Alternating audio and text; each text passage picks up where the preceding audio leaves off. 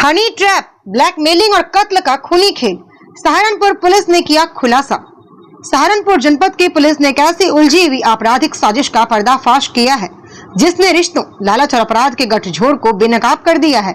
SP city व्योम बिंदल और SP देहात मयंक पाठक ने प्रेस वार्ता में बताया कि थाना मिर्जापुर, बड़गांव और स्वाट सर्विलांस की संयुक्त टीम ने दोहरे हत्याकांड की गुत्थी सुलझाते हुए 2 हत्या आरोपियों सुधा रस और कपिल को गिरफ्तार किया है। इस पूरे मामले की शुरुआत जनपद मथुरा के कीमती प्लॉट के विवाद और 25 लाख रुपए की भारी भरकम ब्लैकमेलिंग से हुई थी।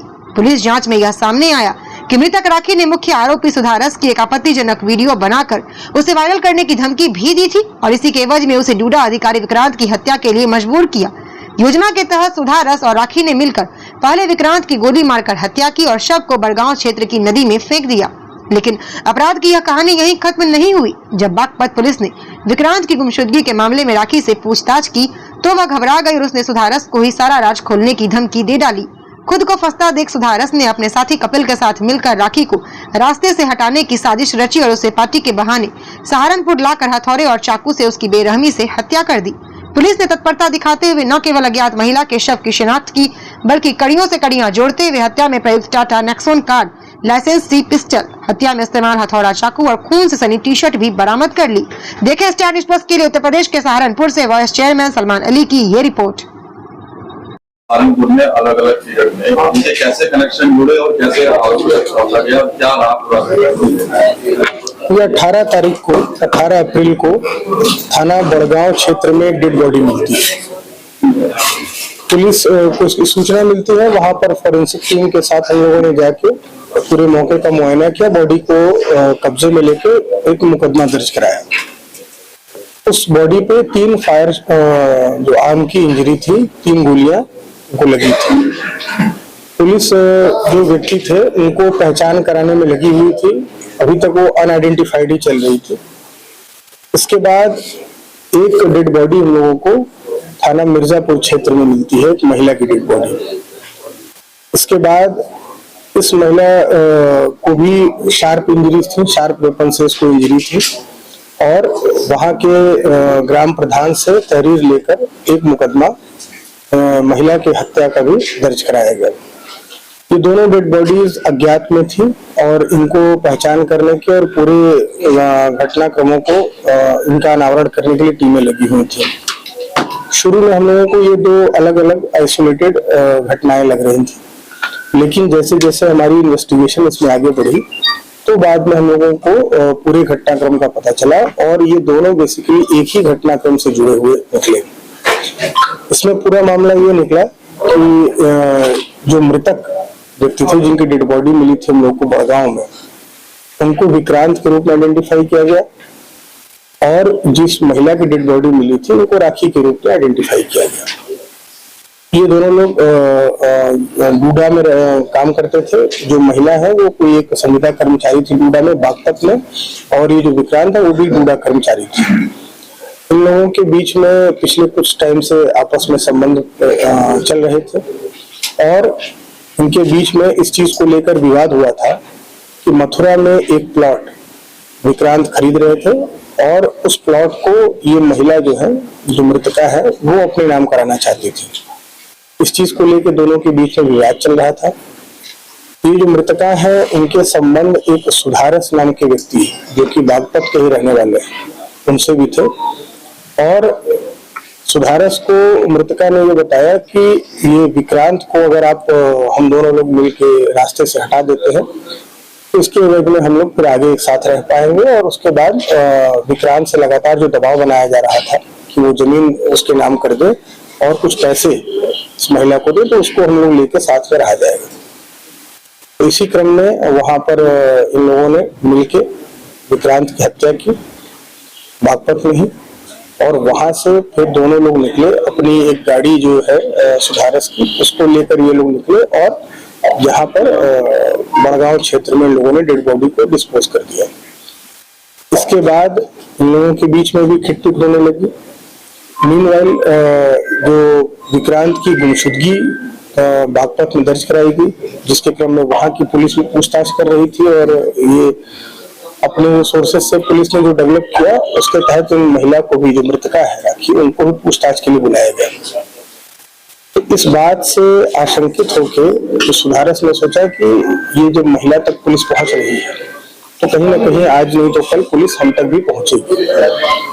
तो इन लोगों ने एक प्लान बनाया कि जो महिला है उनकी भी हत्या कर दी जाए ताकि कोई साक्ष्य न रहे कि विक्रांत की हत्या में सुधारस का भी हाथ था।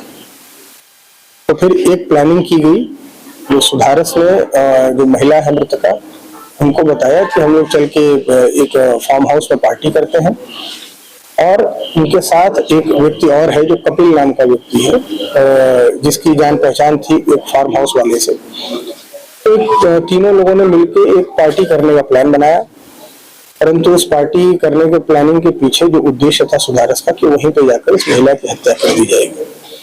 वहां पे जब ये लोग पहुंचे फार्म हाउस पे, वहीं पे महिला की हत्या कर दी गई, और उसके बाद वहां से एक जो नेक्सॉन गाड़ी है जो कि कपिल की है, वहां से उस गाड़ी में बॉडी को डालकर जो वहां पे उसको डिस्पोजल किया गया जहां पे हम लोगों को मृतका की डेड बॉडी मिली थी। इसके बाद वहां से ये दोनों लोग फरार हो गए।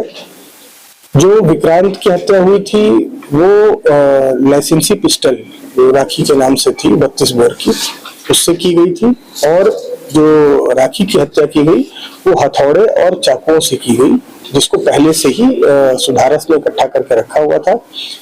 इस संबंध में हम लोगों को जो दोनों गाड़ियां प्रयुक्त हुई हैं डिस्पोजल में, वो हम लोगों को मिल गई हैं। इसके अलावा जो राखी की हत्या में प्रयुक्त आला कतल, हथौड़ी और चाकू, वो बरामद हो गया है। जो खून से सनी हुई शर्ट सुधारस की थी वो हम लोगों को बरामद हो गई है। इसके अलावा जो सभी महत्वपूर्ण साक्ष्य, जो इम्पोर्टेंट सीसीटीवी फुटेजेस हैं, जो सर्विलांस के थ्रू जो हम लोगों को साक्ष्य मिल रहे हैं, उन सभी को हम लोग संकलित करके इसमें आगे की अग्रिम कार्रवाई करा रहे हैं।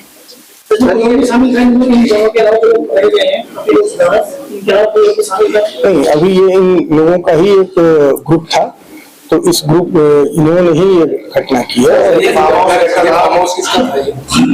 फार्म हाउस एक व्यक्ति है देहरादून के, उनका था, और उनका जो केयरटेकर था वहाँ फार्म हाउस का, उसकी दोस्ती कपिल से थी, तो इसलिए उसने दोस्ती के नाते कपिल को चाबी दी थी। अभी तक की जो पूछताछ हुई है, जो इन्वेस्टिगेशन हुई है, तो उसको इस पूरे घटनाक्रम के बारे में कोई जानकारी नहीं थी कि इन लोगों की क्या प्लानिंग वहाँ चल रही है।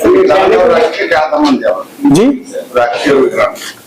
राखी और विक्रांत के संबंध थे, और इसके संबंध में राखी द्वारा ब्लैकमेल भी किया जाता था विक्रांत को कि हमारे कुछ वीडियोस हैं, और उसके बदले में पैसों की डिमांड की जाती थी। और हाल फिलहाल में जो मथुरा के, जैसा मैंने बताया कि एक प्लॉट को लेकर एक विवाद ज्यादा बढ़ गया था, और राखी चाहती थी कि वो प्लॉट जो विक्रांत है वो उस महिला राखी के नाम पर कर दे, जिसको लेकर ये सुधारस से ये डील की जा रही थी कि अगर सुधारस और राखी ये दोनों लोग मिलकर अगर विक्रांत को हटा देते हैं तो हम लोग इसके बेनिफिशियरी होंगे। प्लस राखी का कहना था, विक्रांत को ये बताया जा रहा है सुधारस को कि विक्रांत के पास कुछ ऐसे वीडियोस हैं हम दोनों लोगों के, जिसका इस्तेमाल आगे हो सकता है, जिससे कि हम दोनों लोगों की बदनामी होगी। तो इस डर से ये डर दिखाकर सुधारस को इस प्लानिंग में शामिल किया गया, और फिर पूरे घटनाक्रम को अंजाम दिया गया। ये लोग दोस्त हैं आपस में, और पहले से इन लोगों के आपस में जान पहचान थी। जो है भाजपा नेता है तो बताया जा रहा है, इसके बारे में अभी कोई हम लोगों को जानकारी नहीं है। ये हम लोग इसको ड्यूरिंग इन्वेस्टिगेशन ये सारी चीजें आएंगी।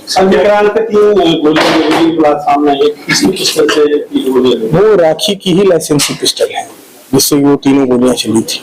ये टीम ने बहुत ही अच्छा काम किया है। जो थाना मिर्जापुर की टीम है, उन्होंने जो हमारी सर्विलांस की टीम है उसके साथ मिलकर बहुत ही कम समय में बहुत तेजी से इस चीज को बड़े प्रोफेशनल ढंग से इसको इन्वेस्टिगेट किया। इसलिए इस पूरी टीम को मेरी तरफ से 25,000 रुपए नगद इनाम दिया जाता है। सर, इसके अंदर में पुलिस कब तक चार्जशीट दाखिल करेगी?